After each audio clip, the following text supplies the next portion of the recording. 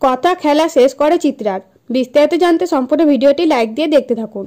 খেজুরের রস আনা দেখার জন্য অগ্নিরা 3:30টার সময় উঠতে না চাইলে কথা বুদ্ধি করে চ্যালেঞ্জের কথা বলে অগ্নিদের 3টের সময় উঠতে রাজি করে নেয়।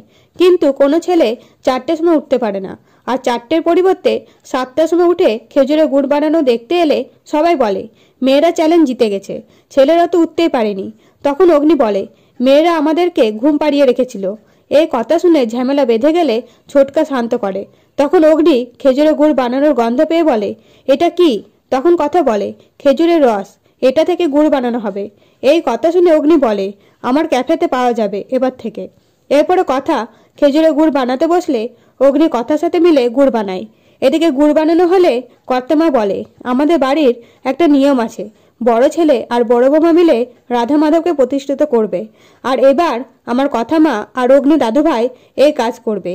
এই কথা শুনে অগ্নি চুপ করে থাকলে কথা বলে আমি জানি আপনি এসব পছন্দ করেন না, তাও বলছি মায়ের জন্য এইটুকু করুন।